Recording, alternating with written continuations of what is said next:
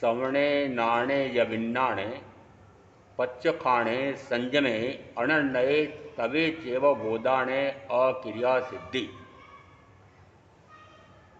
व्याख्या प्रकृति सूत्र 2.5 स्थानांक सूत्र 3.3 एक समान है, परंतु व्याख्या प्रकृति सूत्र में 10 बोलों का पृथक पृथक अर्थ आया है और फिर एक समेकित गाथा दी है।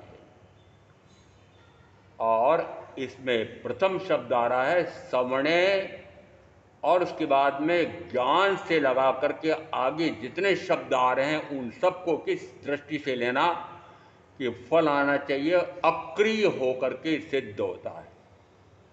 तो अक्रिय साधना कब से प्रारंभ होगी? सवणे श्रवण करना क्या क्रिया है? निश्चित है। कि श्रवण करना क्रिया है, परंतु क्या यह क्रिया बिना भावों के हो सकती है? और ये श्रवण करने की क्रिया कितनी महत्वपूर्ण है, ऐसा भी तो मानो। संबुज्ज किम न बुज्जई संबोई खलु पेच्चा दुल्ला नो होणमंती रात्यो ना सुलभम पुनराभिजीव्यम। सूत्रकृतांग सूत्र के द्वितीय अध्ययन में कहा जाता है, प्रथम तीर्थंकर ऋषभ देव ने जो 98 पुत्रों को बोध दिया है वह इसमें संकलित है। संबुज्ज, समझते क्यों नहीं हो, समझते क्यों नहीं हो। अब वो भलावन है कि डांट फटकारे। समझते क्यों नहीं हो, समझते क्यों नहीं हो, ये इसलिए कहा जा रहा है कि कितना काल हो गया है, कि अनंत काल हो गया है इस चतुर्गति में निरंतर परिभ्रमण करते करते। तो अब आत्माबोध का ऐसा स्वर्णिम अवसर मिला है, इसलिए समझना क्यों नहीं चाहते हो, समझते क्यों नहीं हो, समझते क्यों नहीं हो। ये बार बार कहा जा रहा है, वो क्यों जा रहा है, क्यों कहा जा रहा है कि अनंत काल व्यतीत हो गया है निरंतर चारों गतियों में परिभ्रमण करते हुए, जन्म मरण जन्म मरण जन्म मरण जन्म मरण। क्या दुखी नहीं हुए? जन्मम दुखम जरा दुखम रोगाणी मरणानी अहो दुखो संसारो जत किसंति जंतवो। हे जीवों, चेतते क्यों नहीं हो, चेतते क्यों नहीं हो कि जन्म मरण यह दुख है, जन्म और मरण ही दुख है। आपने गलती से मान लिया है कि जन्म और मरण के बीच में आने वाली समस्याओं से मैं दुखी हो रहा हूं, और उन समस्याओं से दुखी होने से कोई लाभ नहीं होगा। वस्तुतः जो जो समस्याएं आपके बीच में आ रही है, सब जन्म से मरण के बीच में, वो इसलिए आ रही कि जन्म लेना पड़ा। तो तीर्थंकर कहते हैं, मैं कहता हूं अरे जन्म ही न लेना पड़े ऐसा उपाय क्यों ना कर लो। और जन्म क्यों लेना पड़ता है, जन्म क्यों लेना पड़ता है? यदि मैंने कोई कर्म किया है, चाहे वह शुभ भाव से पुण्य का उपार्जन या अशुभ भाव से पाप का उपार्जन किया है, तो निश्चित मानना कि शुभाशुभ शुभाशुभ शुभाशुभ करते करते, वैभाविक परिणमन करते करते, एकमात्र इन 5 द्रव्यों में से 4 ऐसे द्रव्य हैं कि जो अनादि से वर्तमान में भी और अनंत काल तक स्वभाव में रहते हैं। बड़ा रहस्यपूर्ण कथन है कि फिर अनंत काल से जो चतुर्गति परिभ्रमण हो रहा है और अनंत काल तक चतुर्गति का जो परिभ्रमण होता रहेगा, वो किसके कारण है?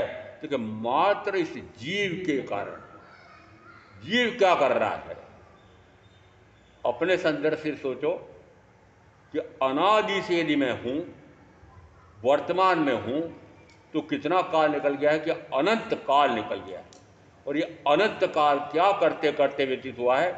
शुभाशुभ, शुभ से पुण्य, अशुभ से पाप। शुभ से 2 गति, मनुष्य गति, देव गति। अशुभ से नरक गति, तिरंज गति। शुभ यदि कम है, पुण्य कम है तो मनुष्य गति, अधिक है तो देव गति।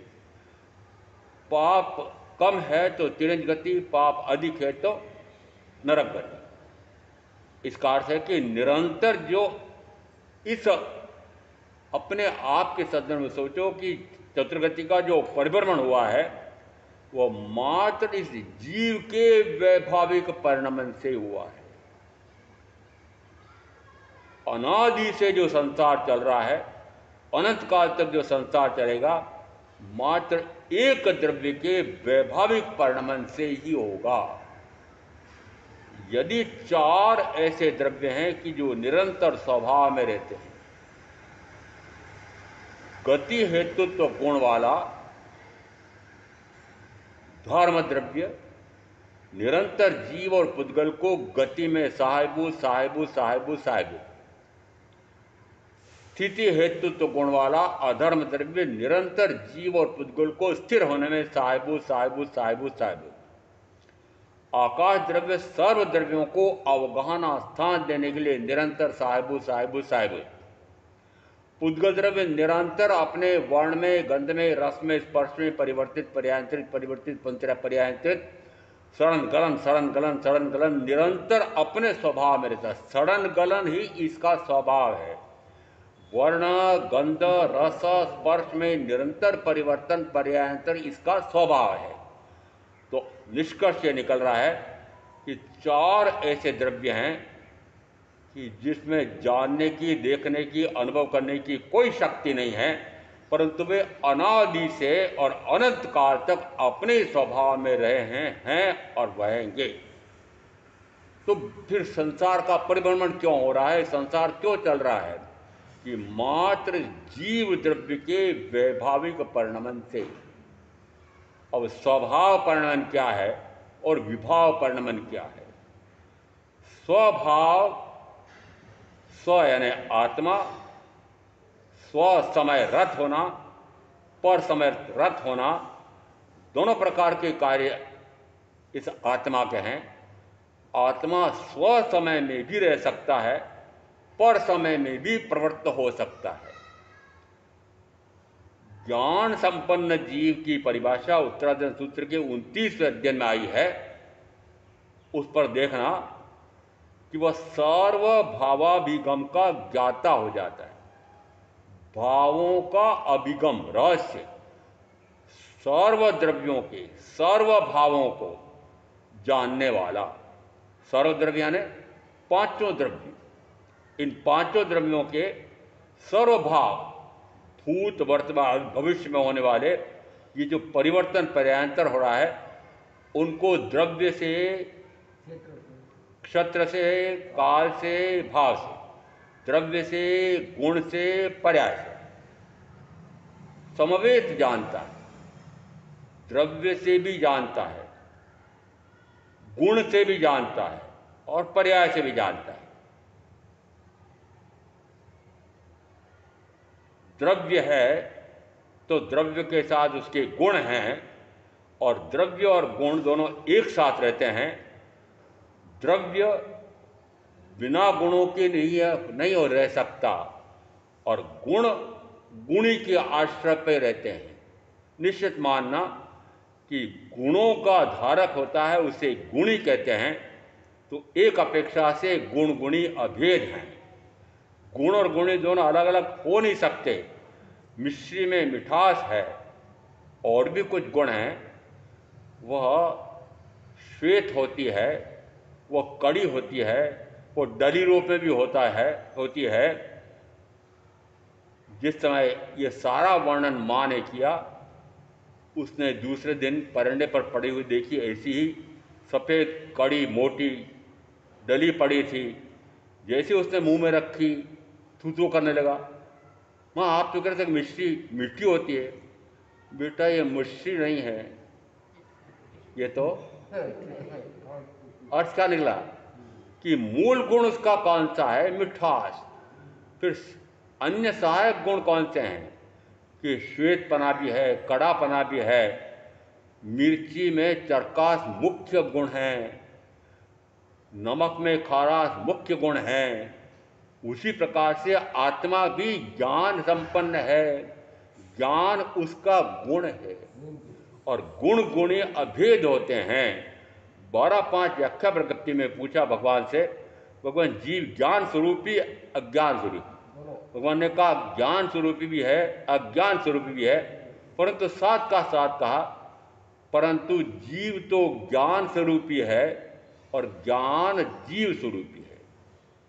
जीव ज्ञान स्वरूपी है और ज्ञान जीव स्वरूपी है। अर्थ क्या निकला? गुण गुणिया भेद। दूसरा फिरका दर्शन जीव स्वरूपी है और जीव दर्शन स्वरूपी है। इसका अर्थ है गुण गुणी एकाकार है। यदि द्रव्य है तो गुण भी हैं।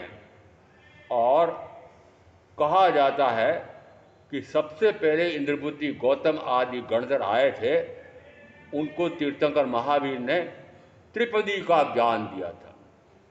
त्रिपदी यानी 3 पद, उपन्ने वा, विगवे वा, दुवे वा।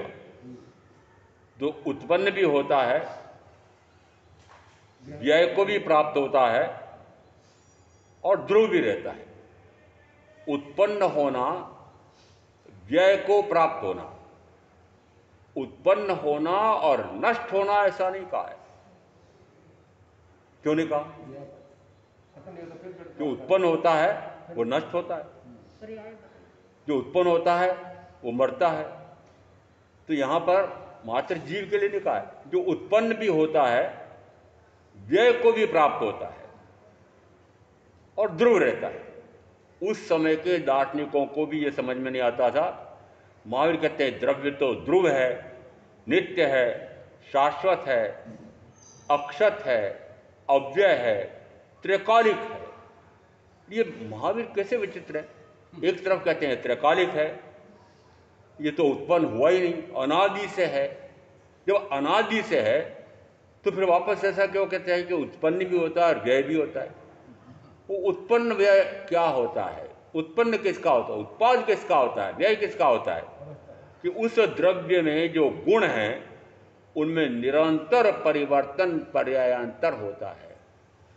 तो उस द्रव्य की एक समयवर्ती पर्याय का उत्पाद हुआ, उसी पर्याय का व्यय हुआ, फिर उत्पाद हुआ, फिर व्यय हुआ, फिर उत्पाद हुआ, फिर व्यय हुआ। इसका अर्थ है कि निरंतर उत्पाद व्यय भी चल रहा है और उत्पाद व्यय जिसमें हो रहा है वह द्रव्य ध्रुव भी है। दिगंबर मान्यता है कि वस्तुतः आत्मा तो शुद्ध ही है, आत्मा तो अनादि से शुद्ध ही है, वर्तमान में भी शुद्ध ही है, अनंत काल तक शुद्ध ही रहेगा। मात्र पर्याय में अशुद्धि आ रही है। इस कारण से मात्र पर्याय को शुद्ध कर लो तो आत्मा तो शुद्ध ही पड़ा हुआ है। सही है?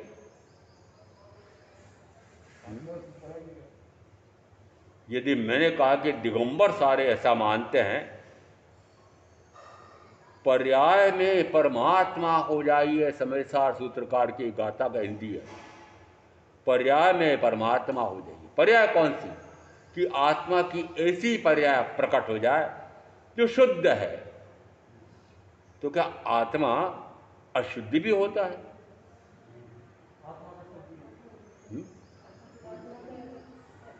अभी मैंने कहा कि जो महामूर्ख हैं, महाबुद्धू हैं, वो चार, वो निरंतर अपने स्वभाव में रहते हैं। चार कौन?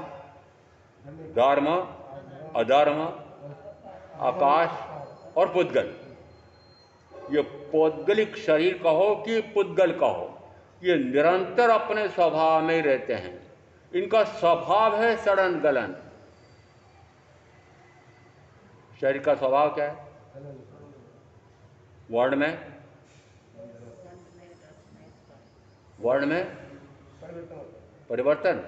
फिर यदि वर्ण जब जन्म हुआ था तब गोरा चिट्ठा था, फिर ये सांवला पड़ने लगा, तो रोते झींकते क्यों हो? कृष्ण कन्हैया कहते हैं ये किसने अन्याय किया माँ कि राधा गोरी और मैं सांवला? कृष्ण क्या कहते हैं? ये कौन है ऐसा कि जिसने उसको तो ऐसा गोरा बनाया और मुझे तो इस प्रकार से काला बनाया? किसने अन्याय किया? और ये पुद्गल का गुण है। ये गोरापना और सांवलापना ये किसका गुण है? इस पुद्गल का कहूं कि पौद्गलिक शरीर का कहूं। जिस समय गौर वर्ण आपका सांवला पड़ने लगता है तो चिंता, जिस समय बाल काले शांत है, सफेद होने लगे तो चिंता, बूढ़ी लगूंगी, बूढ़ा लगूंगा। फिर क्या किया महाराज? यूनिसेक्स सैलून बन गए हैं, 5-5, 10-10 करोड़ रुपए की पूंजी लगा करके वो बैठे हैं। मैंने कहा कौन? नहीं, कहाँ महाराज? मैंने कहा पहले तो एक पेटी लेकर के घर घर घूमता था, उसके आसामी होते थे, वहाँ जा कर के घर जा कर के उन सारे पुरुषों के छोटे बड़े सबके बाल उतार के आ जाता था, और बाद में साल भर में उसको किसी उत्सव आदि पर कुछ अनाज आदि मिल जाता था। मात्र नाई इतनी कमाई करते थे, दाई इतनी कमाई करती थी। इसका अर्थ है कि अब जो पूर्व में दाइयाँ इस प्रकार के कार्य करती थी, मुझे पता है कानूनों में मैं रहा था, एक दाई माँ और एक दाई माँ वो पता नहीं कितने घरों में जा कर के, और कितने बच्चे होते थे कि 10 तक तो होते ही होते थे। मैं नमूना हूँ 10वां। तो एक एक बच्चे का वह प्रसूति का सारा कार्य स्वयं कर देती है। आज एक प्रस्तुति कराने के लिए, चीरा लगाने के लिए 1 लाख, 1.5 लाख, 5 लाख पता नहीं क्या लग जाते हैं। मैंने कहा रे दाई माँ, आप तो यदि आज के ज़माने में बने होते तो आप तो अरबपति होते। क्यों? कि पूरे कानोड़ में सारे जिन जिन की भी प्रस्तुति होती थी वो दाई माँ जा कर के प्रस्तुति करा देती थी। मिलता क्या था? वो 4 रोटी, थोड़ी सी सब्जी, फिर पूर्ति पर कभी विवाह आदि के समारोह में फिर थोड़ा सा विशेष वेश आदि। इसका अर्थ है कि सारा कार्य किस प्रकार से सरलता से हो जाता था। आज क्या हो रहा है देखो, कि एक प्रसव होता है जिसमें जानते हैं, जैसे जांच कराने गए, जांच कराने के बाद फिर पूरे 9 सवा 9 महीने तक कितनी सावधानी रखनी पड़ेगी। तो कहा देखो अब तुम्हारी स्थिति इस प्रकार की है कि सोए रहना पड़ेगा, चलना फिरना मत करना, तुम्हारी स्थिति बहुत खराब है। तो सवा 9 महीने तक क्या होता है? पलंग पर पड़ी रहती है। और पहले की सासों का मुझे ज्ञात है, पहले की कोई सासों हो तो अभी हो मुझे नहीं पता, उस बहू से कस करके काम लेती थी। झाड़ू निकालना, बर्तन मारना, गट्टी फेरना, छाट फिराना, पता नहीं क्या क्या कसरतें। दया ही नहीं आती थी सासू को। खूब काम कर, खूब काम कर, खूब काम कर, इतना काम में झोंकती थी जिसका आज नहीं। और वो चुपचाप प्रसूति जिसके गर्भ आ गया है वो इतना काम करती थी। और सबसे कठिन काम होता है छाट फिराना। किसी ने फिराई? मैंने तो फिराई थी। गट्टी फेरना मैंने तो फिराई थी। आटा भी पिसा था, दलिया भी बनाया था, दालें भी बनाई थी, पता नहीं क्या क्या करके आया। इसका अर्थ है ये सारे कार्य उस बहू से क्यों कराया जाता था? प्रसूति आराम से हो जाती है। जिस समय 7-8 महीने की पाड़ी हो गई थी, वो पाड़ी रस्सी चुड़ा करके माँ का दूध पीने लगी, तो मेरी माँ ने देखा अरे दूध ये पाड़ी पी जाएगी, तो उसको जोर से खींचा और खींच के खूंटी पर बांधा और ये उधर में निकल के आ गया। कब निकल के आ गया? अरे 2 मिनट पहले वो पाड़ी कम से कम भी कितने वजन वाली, उसको खींच करके खूंटे पर बांधा और अंदर गई और उधर में बाहर आ गया। समझ में आ रहा है? प्रस्तुति कितनी आसानी से, वो आसानी से क्यों? कि पूरे सवा 9 महीने तक कस करके सासू में काम लेती थी, इस कारण से वह आराम से प्रस्तुति हो जाती थी। और आज क्या हो गया है? आज सवा 9 महीने तक पलंग पर पड़ी रहती है, इतनी आलसी। फिर वो बच्चे होंगे वो कैसे होंगे? समझो। और जिस समय वह बहू भोजन करती थी, माँ चेतावनी, सासू चेतावनी देती थी, 2 का पोषण करना है, अभी 2 का पोषण करना है। 2 कौन? एक माँ और एक घर में आ गया वो बच्चा। कितना सावधान रखते थे, और साथ में कितना ध्यान वो पति और पत्नी रखते थे, आपको पता है कि नहीं है? एक 6 व्याख्या प्रगति सूत्र में महावीर ने पता नहीं क्या क्या कहा है कि गर्भस्थ शिशु जिस समय गर्भ में आता है उस समय माँ जो जो कार्य सोचती है, जो जो भाव बनाती है, उसके अनुसार यदि वह दुखी हो रही है, पीड़ित हो रही है, रोना हो रहा है, आर्द्यान हो रहा है, तो बच्चा भी आर्द्यान करता है। जिस समय माँ प्रसन्न होती है तो बच्चा भी प्रसन्न होता है। जिस समय माँ ज्ञानार्जन में लगी है तो बच्चा भी ज्ञानार्जन में लगता है। चांदनी चौक दिल्ली में एक माँ मुझे कहती, महाराज मेरे बड़ा बेटा सारे घर वालों के पीछे पड़ जाता है, सामयिक कर, सामयिक करो, सामयिक करो, सामयिक करो। सामयिक लेके बैठ के जबरन बिठा दिया उसने आपको, पंखा कैसे रखा है, बिजली कैसे रखी, बंद करो, बंद करो। तो मैंने कहा बताओ कि जिस समय घर में आया था आपने सामयिक ही किया? हाँ महाराज, एक ने बताया था मुझे साधु ने कि जब बच्चा घर में है तब तक निरंतर 9 महीने तक तुम सामयिक करना। तो बच्चा सामयिक करना कहाँ सीखा? घर में। पता है, माओ को पता है, अपनी बहुओं को, बेटियों को बताओगे कि घर में जब बच्चा आ जाता है तो जो जो माँ सोचती है वह सारा बच्चा भी सोचता है। और पहले कहा जाता था कि अभिमन्यु की कथा तो कपोल कल्पित है। आज वैज्ञानिक मानते हैं, मनोवैज्ञानिक मानते हैं, और हमारे तो आगमकार और हमारे तो तीर्थंकर ने भी ये कहा है कि जिस समय गर्भ में शिशु आ जाता है उस समय पूरी सावधानी रखो। जो जो माँ सोचती है वह बच्चा भी सोचता है। और एक बहुत रहस्य की बात कि जिसको संतान उत्पन्न करना होती है वह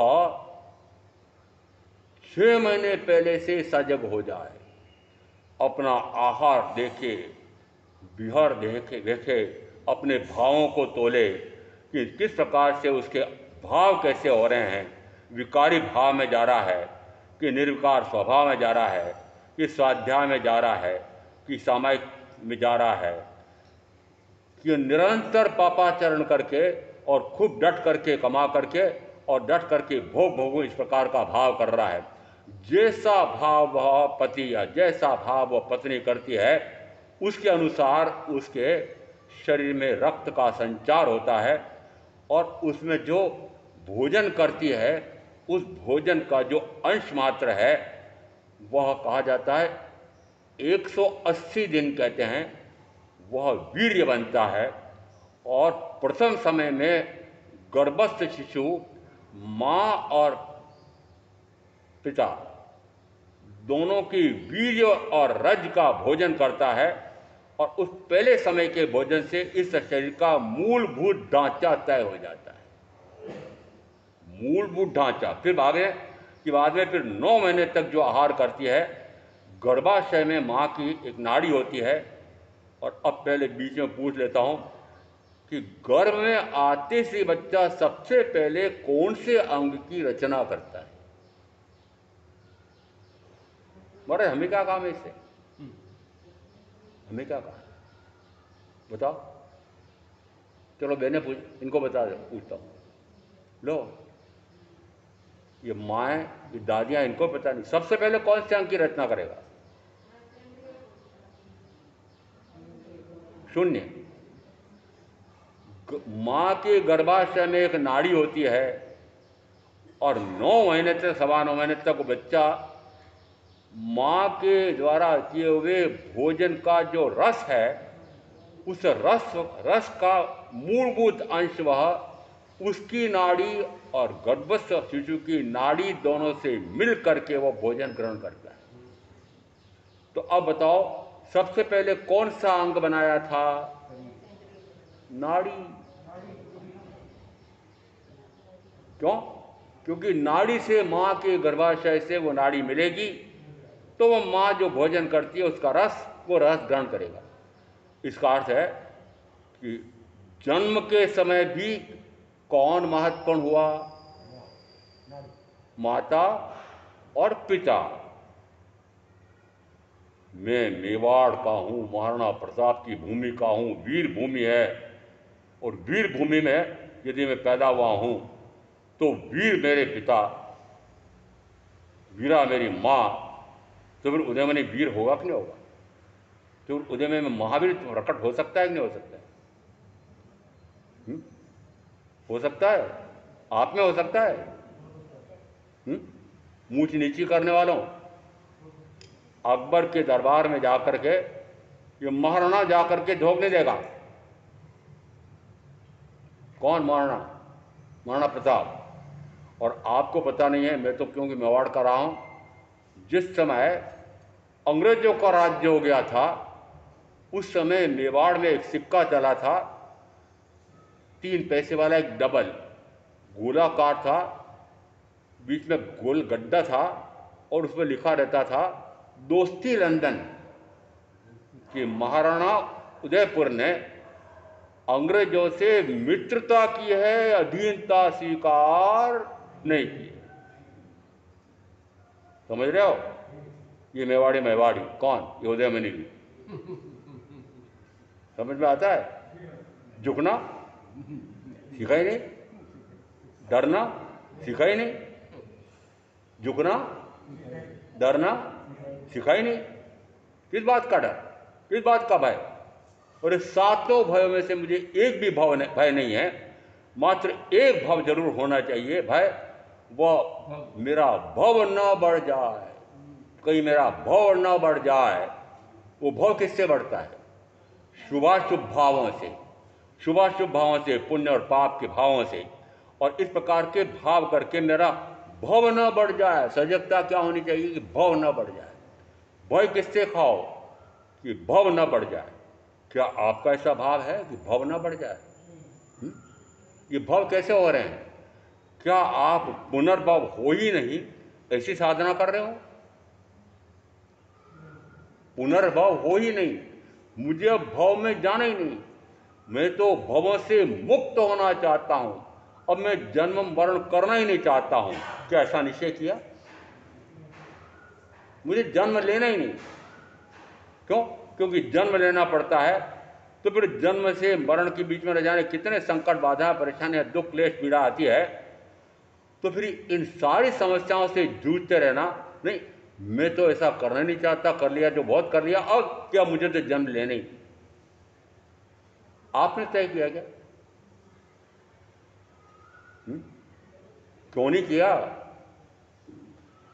अभी क्या कहा था कि मात्र एक ही अवसर है, एक ही अवसर है ना, समबुज्ज किम न बुज्जई, समझता क्यों नहीं है, समझते क्यों नहीं हो, समझते क्यों नहीं हो।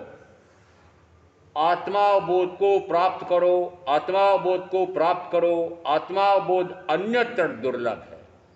अन्यत्र ने कहा? नरक गति में है? नहीं है। तिरंज गति में है? नहीं है। देव गति में है? नहीं है। सर्वार्थ सिद्धि का देव हो तो वहां से मोक्ष जा सकता है? नहीं।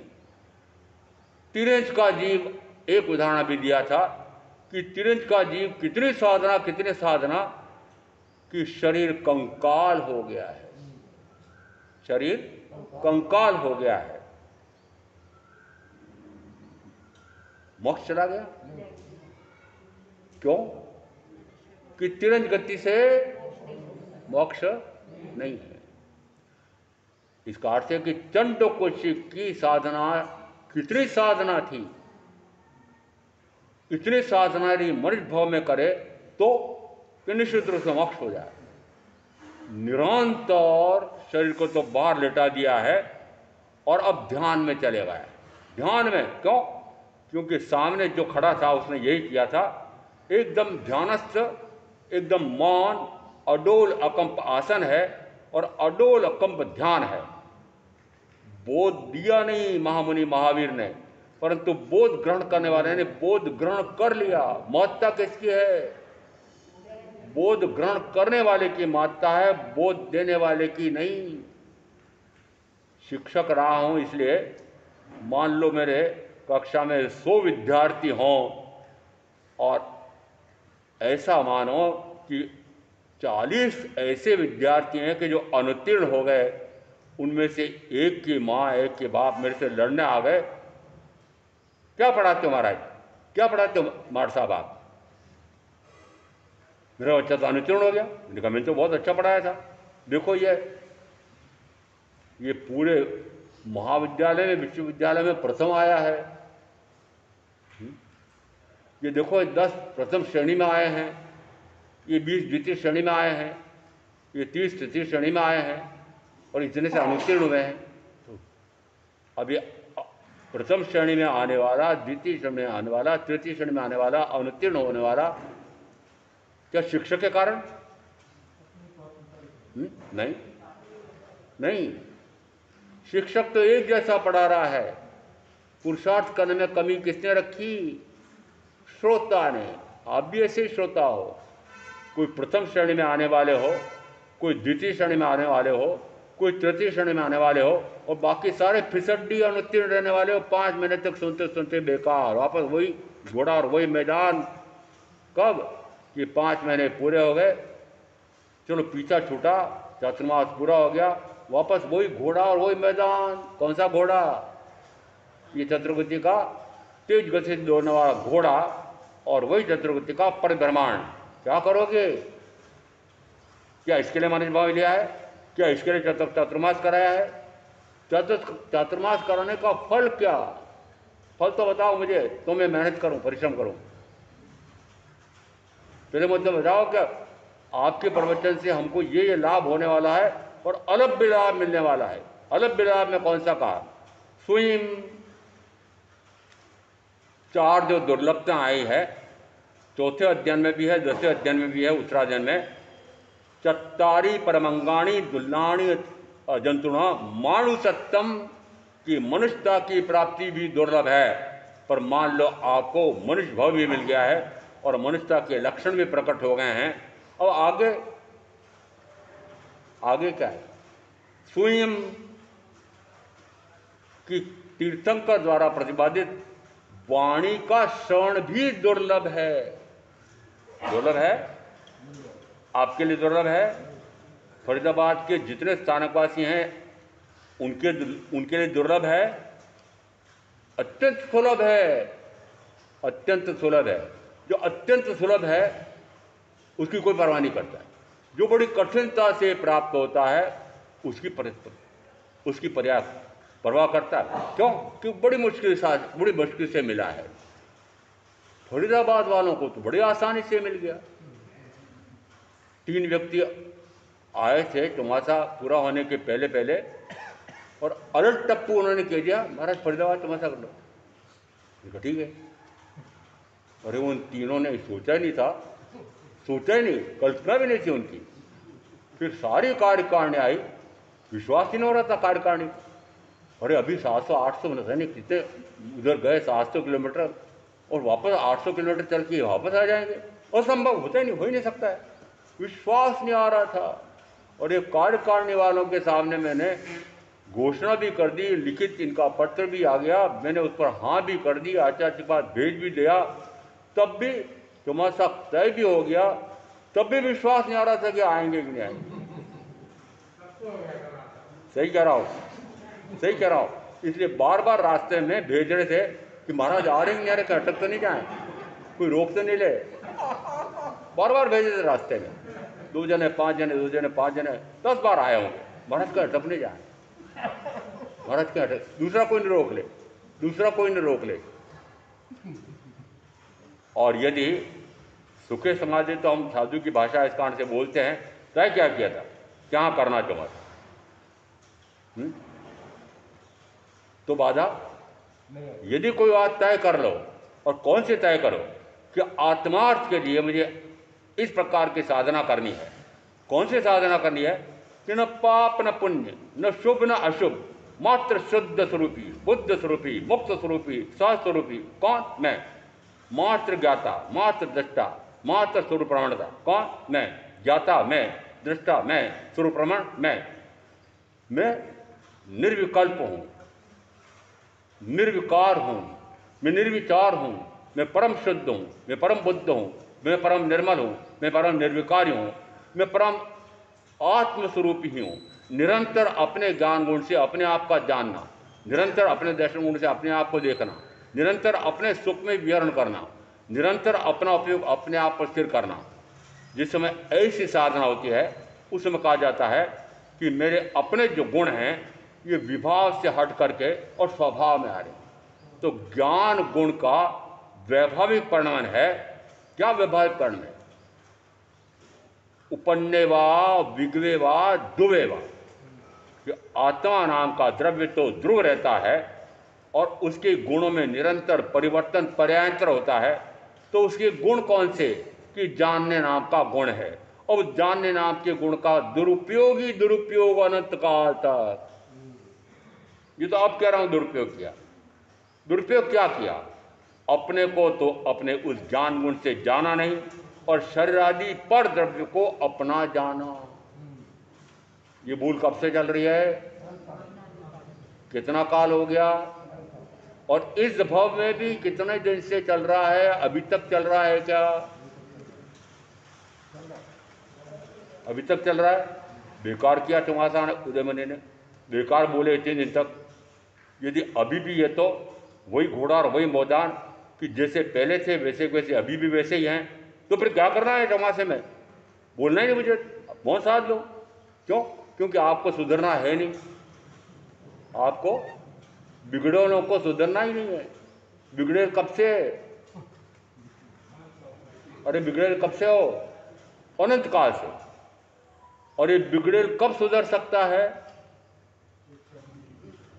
मात्र मनुष्य भाव में। अभी बताया था 3 भाव 3 गतियों में हो सकता है। नरक में पूर्णतः असंभव है। चाहे क्षयिक सम्यक दर्शन लेके गया है, चाहे ज्ञान का प्रकाश लेकर गया है, दर्शन गुण का प्रकाश लेकर गया है, सम्यक से लेकर गया है, क्षयिक सम्यक से लेकर के गया है। क्योंकि गतिबंध नरक का पहले हो गया था, तब भी वहां पर नरक में जाकर के वह क्या कर्म की निर्जरा कर सकता है? नहीं। समझ में आ रहा है? क्षयिक सम्यक दृष्टि जीव वहां गया है, तब भी वहां से मुक्ति का मार्ग नहीं। सर्वार्थ सिद्धि का देव बन जाता है 26वां देवलोक। पूर्व के भाव में साक्षात तीर्थंकर की वाणी सुन करके और फिर आत्मज्ञान होता है, आत्मदर्शन होता है, सम्यक का प्रकाश होता है, फिर सर्ववृत्ति संयम लेता है, फिर अनंतानुबंधी अप्रत्याखानामणि प्रत्याखानामणि तीनों कषाय को क्रश करता है और संजलन कषाय को भी फिर मंद से मंदतर मंदतर मंदतर मंदतम कर देता है, परंतु कर नहीं पाता है। संजलन कषाय को भी नो कषाय को भी वो पूर्णतः क्षीण नहीं कर पाया है। इस कारण से उसको एक भाव और करना पड़ेगा, देव गति में जाता है। और ऐसा जो जीव है, अब मान लो वह सर्वार्थ सिद्धि का देव 33 अग्रपम जगन्य और उत्कृष्ट। कितना काल? 33 अग्रपम। और निरंतर वह सर्वार्थ सिद्धि का देव ये भाव कर रहा है। निरंतर, कान खोल के सुने ना पहले, निरंतर ये भाव कर रहा है कि कब मैं मनुष्य बनूं और उसी भाव में मोक्ष की साधना करके जन्म से मुक्त हो जाऊं। कब मैं मनुष्य बनूं, कब ये मेरा आयुष पूरा हो और मैं मनुष्य बनूं, मैं मनुष्य बनूं। कौन कर रहा है भाव? कौन सा देव? 26वां देवलोक का देव वो भाव कर रहा है कि मैं मनुष्य बनूं। और आप क्या बने हुए हो? और सर्वार्थ सिद्धि का देव भी मनुष्य भाव चाहता है और आप मनुष्य लेके आए हो। पर मनुष्य भाव को सार्थक करने का पुरुषार्थ किया है कि निरर्थक हो रहे हो?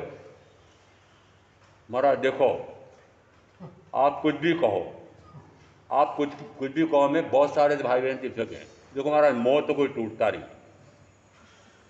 आप कुछ भी कहो, एक ग्रंथ देखा था मैंने, आप कुछ भी कहो, कुछ भी कहो, आप चाहे सैकड़ों ग्रंथ लिख दो, आप कितने प्रवचन दे दो, परंतु महाराज मोह तो टूटता ही नहीं। सारे सहमत हो? अरे सारे सहमत हो इस बात से? मोह नहीं टूटता है, मोहियों से मुंह नहीं मोड़ा जाता है, मोहियों से मुंह मोड़ा नहीं जाता है, पक्का है ना? तो फिर ये नमूना सामने बैठा वो क्या करके आया? अरे मोहियों से मुंह मोड़ करके, मोह को तोड़ करके सर्ववृत्ति संयम लेके मुनि भी आया। आपके सामने अर्थ क्या निकल रहा है कि मैं वापस उतने उदाहरण दूं तो इस तीर्थंकर और उनके इतने शिष्य और इतने, अरे मैं स्वयं नमूना हूं ना सामने कि मोह को तोड़े बिना, मोहियों से मुंह मोड़े बिना क्या सर्वृत्य स्वयं ले सका मैं। और मोही कितने कि दीक्षा लेना तय हो गया था, और जिस दिन दीक्षा थी उसके पहले तीसरे और तीसरे दिन पता नहीं क्या प्रसंग विचित्र हुआ कि बड़ी बेटी उसके कोई ससुराल में काका लगते थे और उसकी बेटी की शादी थी। बोले भाभी जी भाई साहब कोई तैयार नहीं हो रहे। चल मैंने कहा मैं चलता, जब बताओ मैं चलता हूँ। जैसे मैं वहाँ गया मेरे तो सारे साथ त्याग थे। एक भांजी और भांजी जमाई मिले। अरे मामा साहब आपकी तो परसों सुबह तो भीलवाड़ा में दीक्षा, आपका ही घूम रहे हो। ओहो, वो बेटी ने सुना, वो समारोह छोड़ करके, भरत भैया पता लग रहा है कि नहीं आपको, परसों पापा जी की दीक्षा है सुबह। ओहो, शाम को प्रारंभ हुई वार्ता, रात को 12 बजे तक, फिर 4 बजे उठ करके वापस मेरा तो, और उसके बाद में फिर दिन भर, और फिर दिन भर सारे आसपास के मेरे सगे संबंधी आ गए, दीक्षा नहीं देंगे, आज्ञा नहीं है। उन 50 व्यक्तियों ने हस्ताक्षर कर दिए कि हमारी आज्ञा नहीं है। 50 ने जिसने दीक्षा की आज्ञा देती थी पत्नी, उसके भी हस्ताक्षर कराए, हस्ताक्षर को मेरी आज्ञा नहीं है। और 50 व्यक्तियों ने आज्ञा नहीं है ऐसा पत्र ले जाकर के भरत भाई, उनकी पत्नी और एक बड़ी बेटी यश कुंवर जी महाराज साहब के भाई पास गई, और क्या बोले कि महाराज गुरनी जी हमारे पापा जी को दीक्षा नहीं देना है, हम सब लोगों ने तय कर लिया। उन्होंने कहा भाई ठीक है, यदि आप देना ही नहीं चाहते हो तो मैं कैसे दूंगी। और दीक्षा के दिन 9 बजे दीक्षा का समारोह तय हुआ था। 9 बजे पहले उदयमुनि सारे घर बार परिवार ध्यान वैभव भोग सुख साधन छोड़ करके और दीक्षा स्थल पर किस समय 26 घंटे तक संघर्ष करके निकल करके आ गया। कितने घंटे तक? 26 घंटे।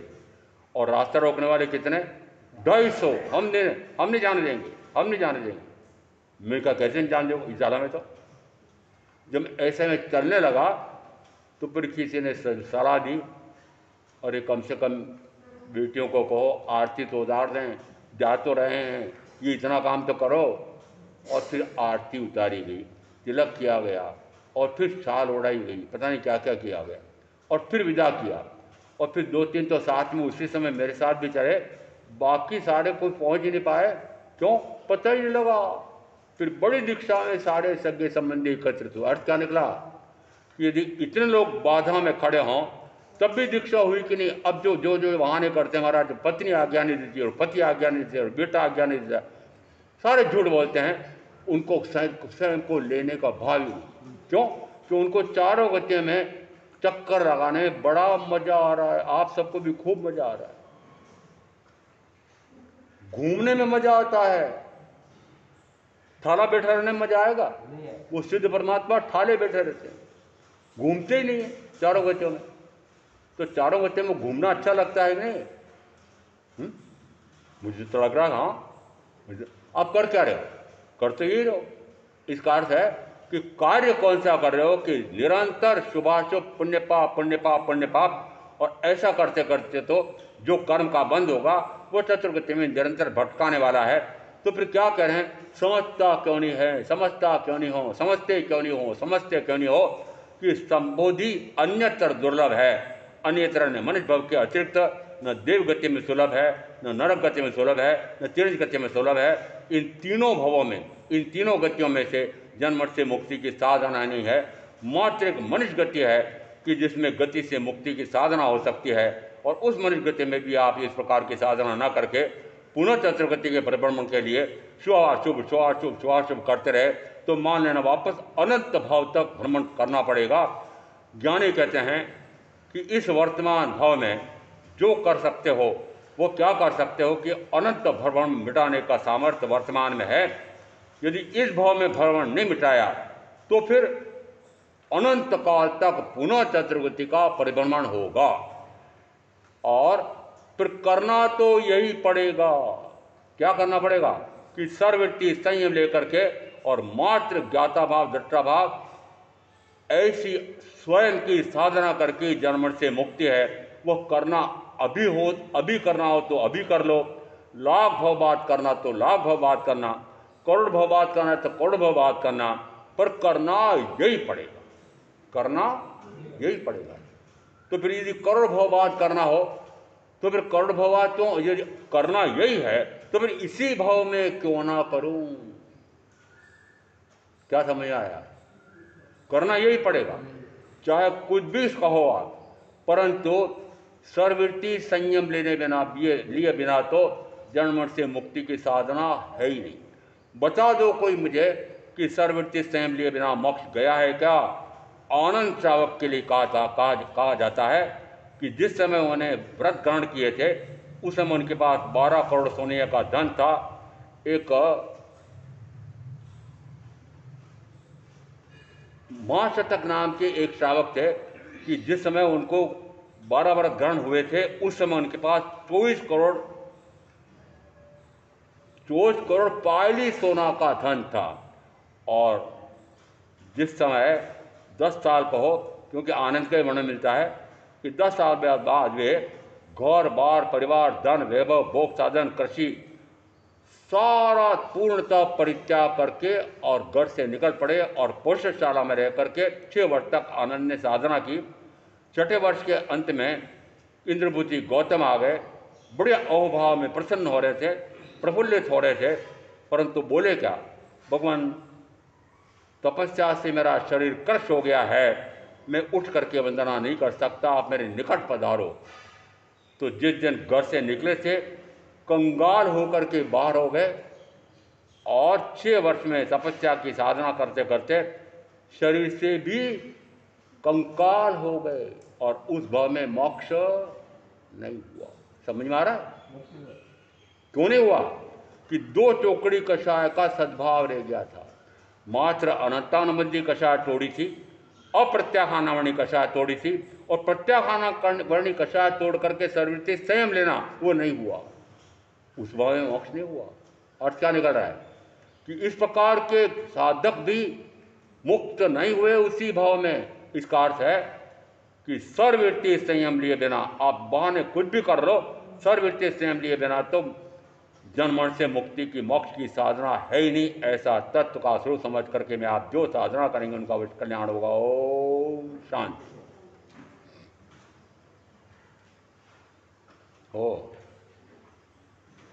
माँ बेटी दोनों आए थे।